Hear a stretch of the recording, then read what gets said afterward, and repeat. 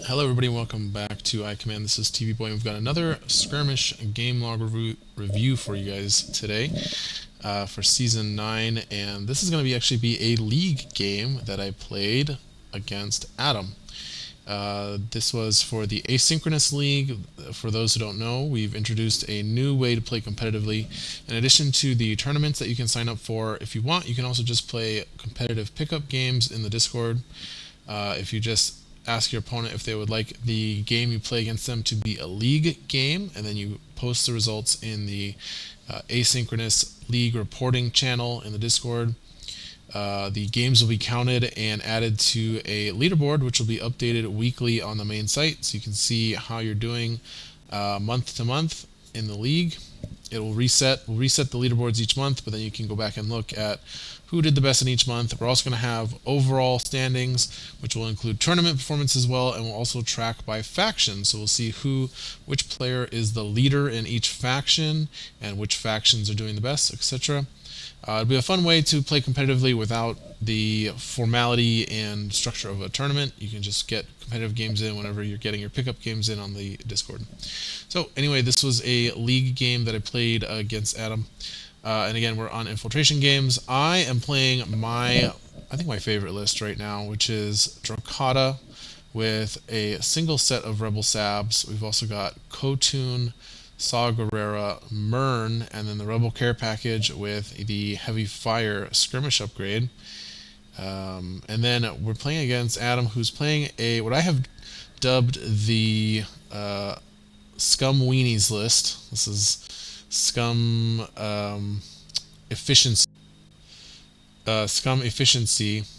So this is a list where you're basically just trying to fit in as many 3-dice attackers as you can into a list. The hired guns are all attacking with 3 dice because they can focus off of being damaged by Black Market and Onar. You've got Fennec for 5 points, attacking with 4 dice often, but at minimum 3 dice. Greedo's kind of a 3-dice attacker since he's 2 dice with +1 damage. Of course, you can focus him. You've got Hondo, Onar. Cad Bane is self-focusing. Afra is 3 dice. And then your only focuser in the list is very light on support is Bib.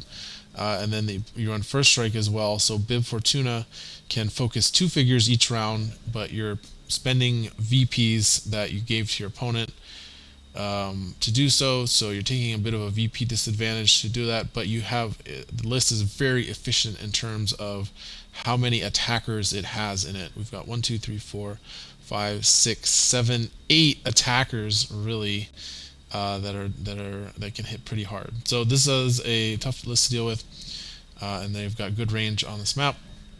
So let's see how we do it. I am going to showcase this list. I'm showcasing this game because if you guys watched my last game log, you saw there was a game where a player opened their door in the penthouse area, that big room on the right side of the screen, and it did not end well for them. And you learn very quickly that you can't just open your door and leave your figure standing there. And I felt it appropriate to show a game where I do pretty much exactly that, and I get punished. I got punished for it pretty badly, but it ended up being a very close game still, so we're going to check it out. I've got the map squashed a little bit. We'll zoom in once we get past this first round, but you have to see that the taps are there. The taps here in the deployment zones are at the back of the deployment zones. You can retrieve them with a figure for an action, and then a figure carrying one of those taps. You can only retrieve your own taps that match your deployment zone. A figure that's carrying the taps can install them onto one of these 3 sets of panels, and if there's a tap installed on a panel, that player with that color will get 4 VPs at the end of each round. However, once you install a tap onto a panel, that panel can be attacked, and the panels only have 5 health and 1 block, so they're pretty squishy and easy to destroy once installed. So let's get into the gameplay here. So I've started off with my 2 Sabs next to the taps, and Adam's got a hired gun and Afra next to his. I swapped my formation around a little bit here, going into round 1, because I want to be able to focus up focus up my saboteurs with Gideon and focus Drokkatta. So I do have Arcing Shot in my hand, so that led a little bit to my decision. I'm going to start off. I have initiative. Having initiative going first is a problem on this map, I have found. You really want to. You don't really want to make a move on this map until you are going to be having initiative in the next round, and then you want to try and set up a last first to overcome the map's biggest issue, which is that it's very hard to cross the middle area without exposing yourself to every attacker in your opponent's list, while they are still very safe in a very safe spot. So, using the last first mechanic, where at the end of a round you get the last activation, and then when the initiative switches over to you, you get the first activation in the next round. That chaining an activation that way can really help to overcome this issue. I have developed a very bad habit of not doing that. I used to be much better at doing it in the past.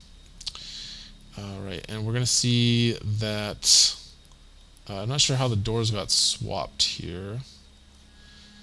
So let's talk about what's going on. Adam has opened his door. He has focused Hondo and Greedo. And Afra has picked up one of the taps. So far, I have activated just R2, 3PO, and Gideon. I have focused up... I think we're moving one of our focus figures here. So we've focused up a Saboteur and Drokkatta. We've also given out a Surge token to the Saboteur with Ko-Tun, and a Damage Power token with Drokkatta. So now Onar going to rush and deal a damage to the hired gun there, which is going to allow it to become focused thanks to its self-preservation protocols ability. And then Onar going to keep moving next to Afra.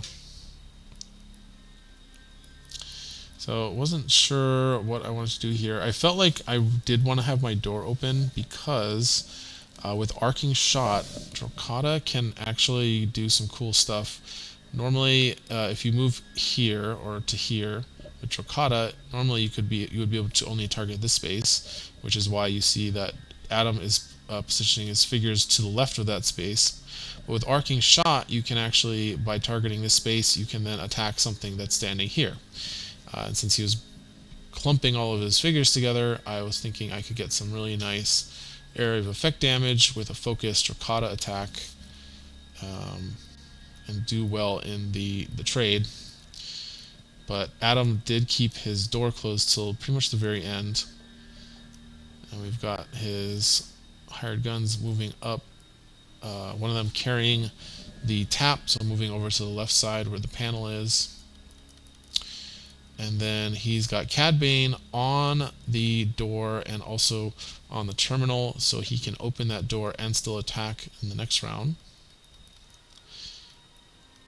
Okay, and Saboteur picks up the tap. So my Saboteur also moving to the left side with my tap there.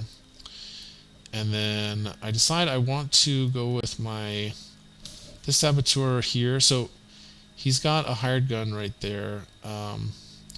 So by moving my Saboteur here,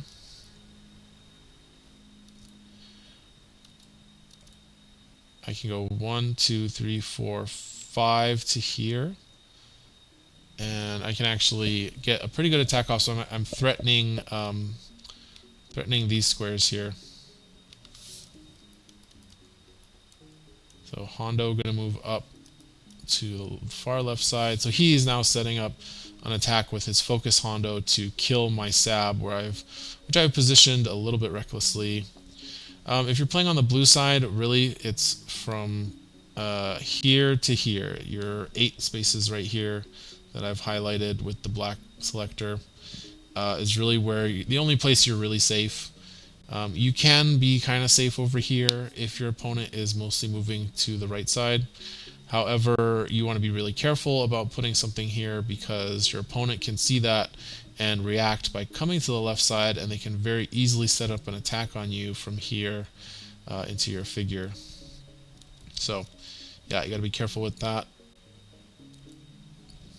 which I was not because again I think this was my first game on this map. Really, it might have been my second.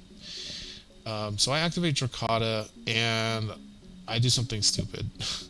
See, I open my door because again I wanted to be able to punish Adam. So it looked like from here that Adam was no longer going to be able to open his door this round. Because Fennec's over here and she can only go 1, 2, 3, 4, 5, and Adam has blocked off the space where Fennec would be able to move and open her door.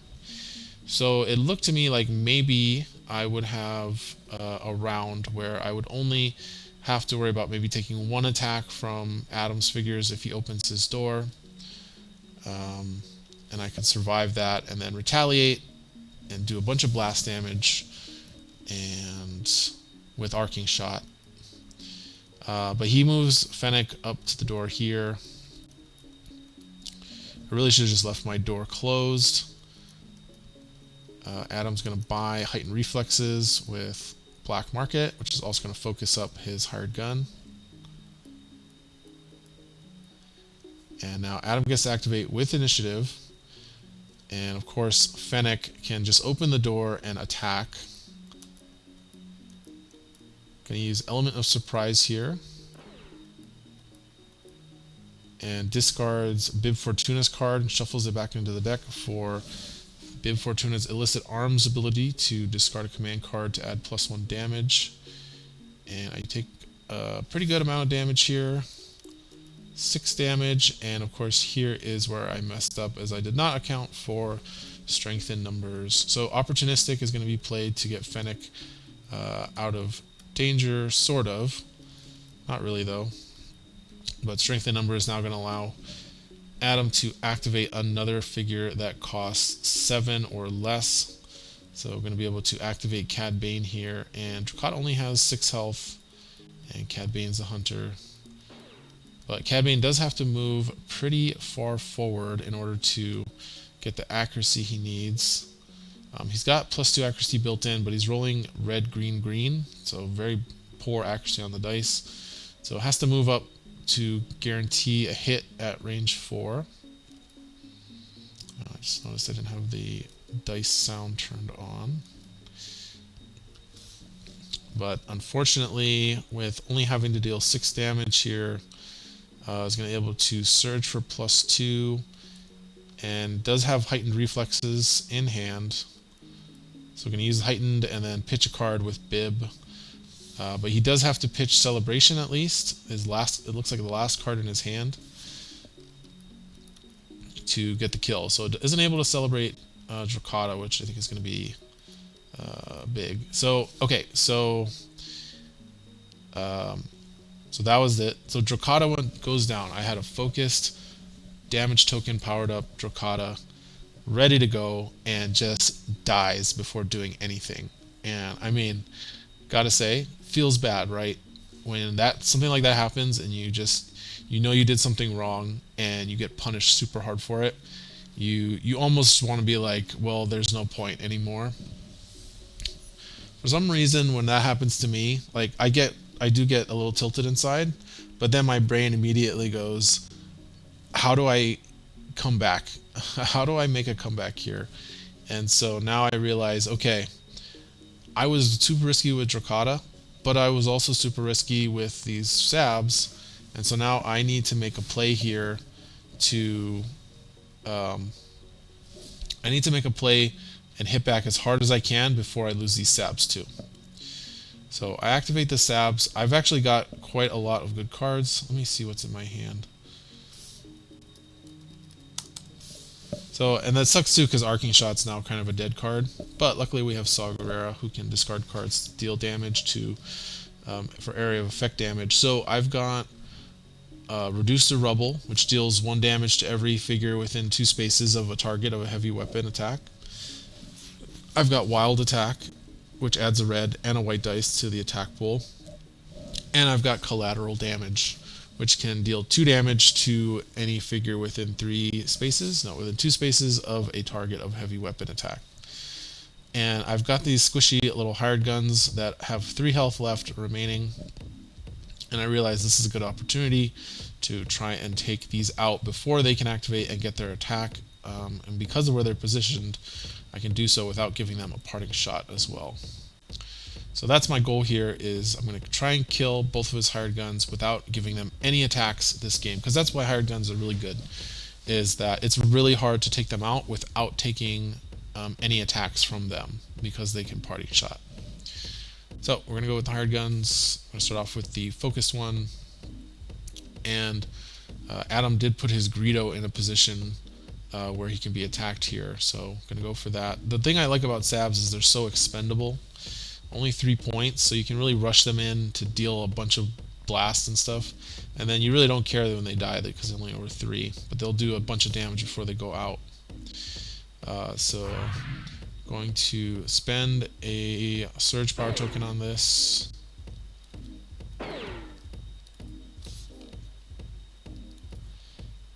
And we're also focused and hidden. A little bit frustrated here that I don't get any surges on the dice and they rolls an evade. But with all of the area of effect damage modifiers I have available, it's not going to be a problem. And actually, this is the best roll I could have gotten because it kills Greedo as well. So I've got 7 damage on my dice, and he's only got 1 block.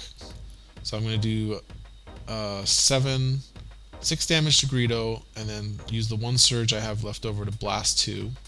So 2 damage to the hired gun. And then I'm able to use heavy fire. Let's see if I can pull that up.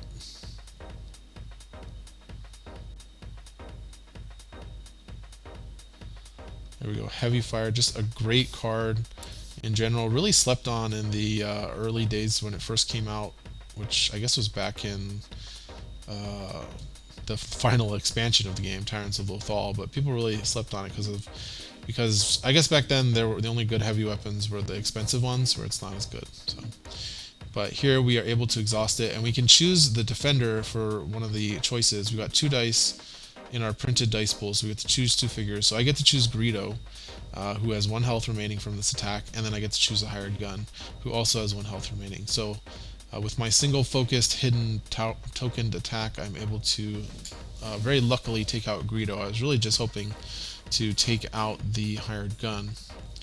Oh, not going to use... no, why would I not use Saw there? Or why would I use Saw here?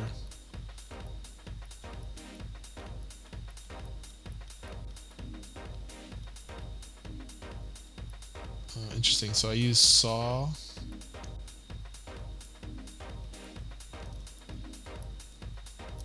Saw and heavy fire. Oh, so I can deal some damage to Onar, I guess.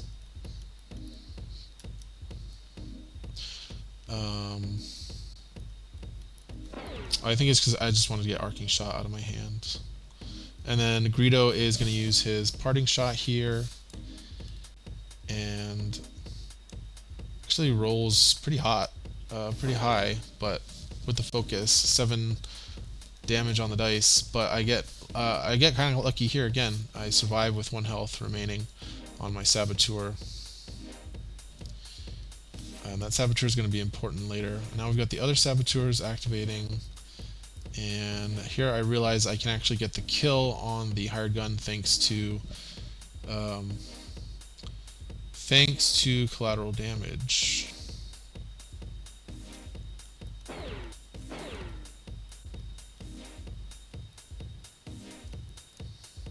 And reduced to rubble.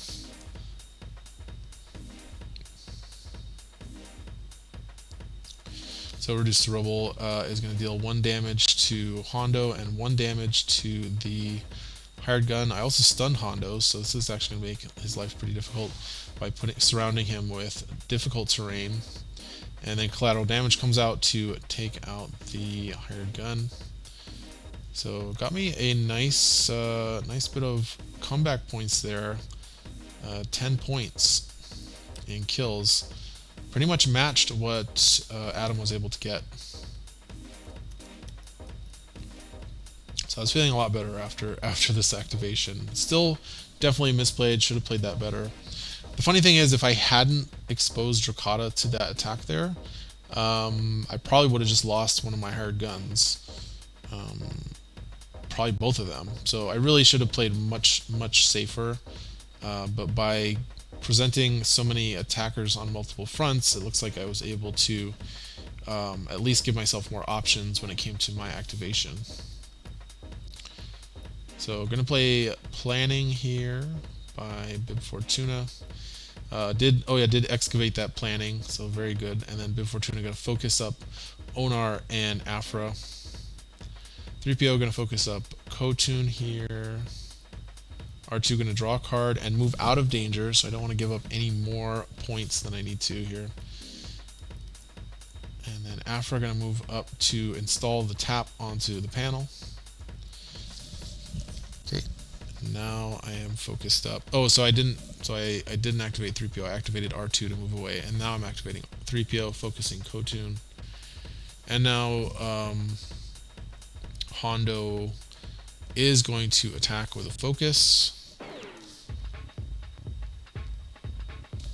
I do not pay. I'm hoping for the dodge, but I just get wiped out, which makes me drop my wiretap. I move up Gideon so I can focus up Saw. So now I'm going to have to make do with Saw, Ko-Tun, and Gideon as my only attackers left. Whereas Adam still has Hondo, Onar, Fennec, Cad Bane, and Afra. So I'm not sure if I'm trading well. So far I've traded one Sab for 3 figures, or one Sab and Drokkatta for 3 of his figures, so still looking like it's not in my favor. Uses Cad Bane here to move Onar 1 space forward when I activate Ko-Tun. And I think, oh yeah, I've got Wild Attack in my hand. I've got a power token on Ko-Tun. So I realize this is probably going to be my one shot to try and one-shot somebody. So I could have gone for Afra here also. I think the reason I don't go for Afra, even though getting rid of his access to command cards with Afras would be really useful, is I think I had worked out that the math just favored, I had really good odds to one-shot a 9 health figure with the Wild Attack, the power token, and the focus. And I felt like I would not have access to this really powerful attack in the next round, possibly, or it would be I would have to attack with an unfocused Ko-Tun, which might be able to still kill Afra, who only has 7 health, compared to Cad Bane's 9. So that's why I decided to try and go for Cad Bane here. So I play Wild Attack, I'm focused, and I think I get it. 1, 2, 3, 4, 5, 6, 7, 8.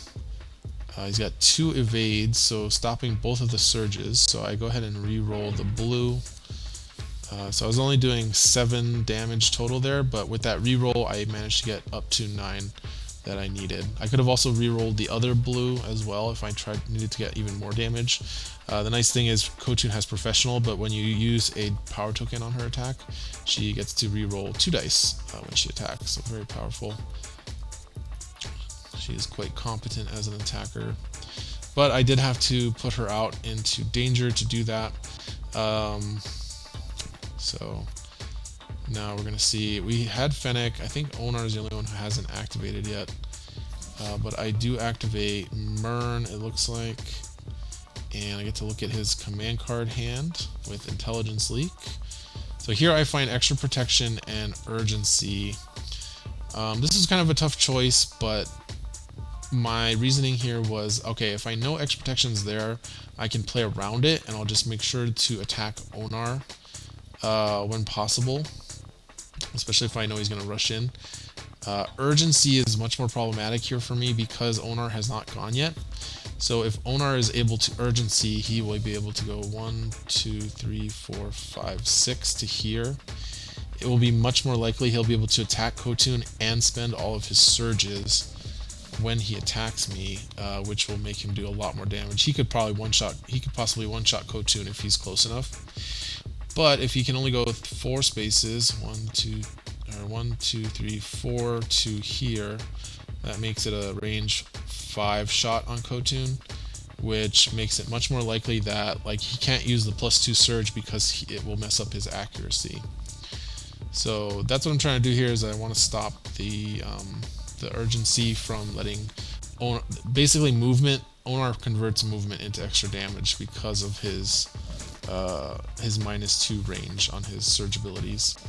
But it means I really have to focus on Onar, so I don't allow him to. I won't allow him to play his command card Extra Protection.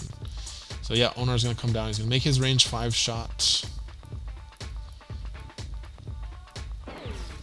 And unfortunately for me, he gets a really good accuracy roll, so he's able to spend that surge for +2 damage. But fortunately for me, I had a triple block on my defense roll, so it's going to keep me alive.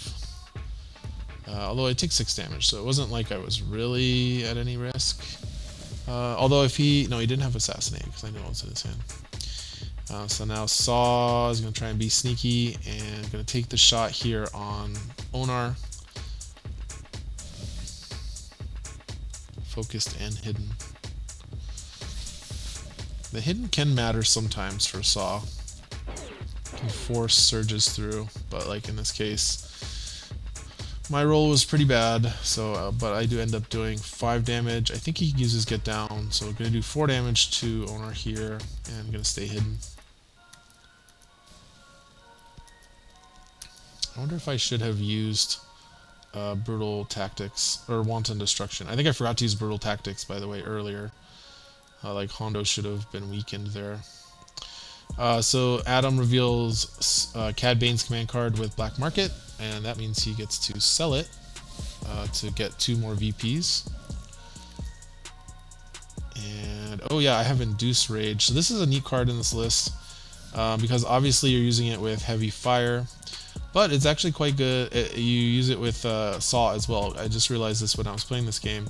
It says discard each of its conditions. So you really don't want to use it on a focused figure, which is interesting. If you've got something that's stunned and focused, it's not good. Or sometimes hidden. But with Saw, I actually don't really care about hidden on Saw because he's already got +1 surge. So hidden's not really great on him offensively. But if you can convert the hidden condition on Saw into a damage power token, that's really nice. So that's what I end up doing here. I've got my Saboteur, who is very damaged, but still kicking, and he's gonna get to remove all of those conditions and get some power tokens, and then Saw also able to pick up a damage power token thanks to Induce Rage. And going to Excavate Strength in Numbers with Afra, which again is really unfortunate. It's a very powerful card, but at least I have initiative going into this round. So realize I have opportunity here. He black marketed a damage onto Bib, who only has 5 health total. So now I'm like, okay, I now can definitely kill Bib, and if I can kill Bib, that will take away a lot of his extra firepower, especially his ability to confirm kills against me with the +1 damage ability. Not sure if it's correct to go for that, but especially since my Sab was definitely like gonna die to a Stiff Breeze here with just 1 health left, made sense to me to try and take this kill. Just had to deal with the problem of Afra and Onar teaming up with Strength in Numbers to kill Saw or Ko-Tun. So yeah, debating it, but I'm gonna attack Fennec with the Sab. Spend a damage power token. And very unfortunate, did not get, only got 1 surge, and Fennec rolls the evade. But I believe I drew into, oh yeah, here we go. Overwhelming Impact, fantastic card. Allows me to ignore the extra block on Fennec, and also allows me to add a damage and a surge. I think that was, okay, yeah, that was the other reason I liked this attack, is Overwhelming Impact I knew was going to give me some extra damage on this one. So that allows me to push through the Blast 2 surge while also dealing a pretty good amount of damage, 6 damage there.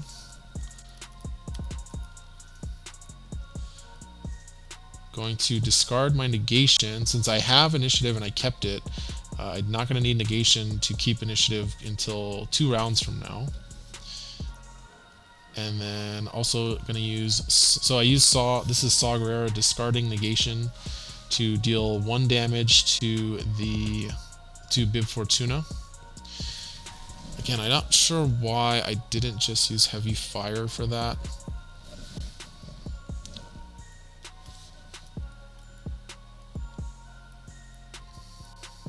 Oh, I had to, because that's right, I only did Blast 2, so Bib had 2 health left, so I have to use Saw and Heavy Fire here to get the kill on Bib. Also able to do 1 damage to Fennec there, and Fennec becomes weakened from Saw's Brutal Tactics ability, which I remembered to use this time, which is nice. Weaken is nice against Fennec. And now up 22 to 18, keeping it a close game here. Fennec is going to activate, since Fennec is now down to 1 health, and going to go for the attack on Ko-Tun. Oh, I'm not going to activate Fennec. Going to activate Onar, excuse me. And Onar goes in for the rush. And I think this is where we said this might have been a bit of a mistake to go all in with Onar here. So Rush pulls out Ko-Tun, deals a strain with Toxic Dart. I decide here that with Ko-Tun only having 3 health left, I just go ahead and take the extra damage. And Onar able to finish Ko-Tun off with the attack, which puts Adam at 25 to my 22. And now uses Strength in Numbers with Aphra and comes up. I think the other problem with that play is because of our Onar position, he blocked line of sight to the rest of my figures. So that's why that ended up happening. I think that gave me this gave me an advantage here. I get 3 blocks, but Aphra rolls absolute dynamite. I think that would have killed me if I hadn't gotten the 3 blocks. We have 4, 5, 6, 7, Pierce 1. Yeah, I mean, if I had rolled 1 block, just 1 block there, I would have died.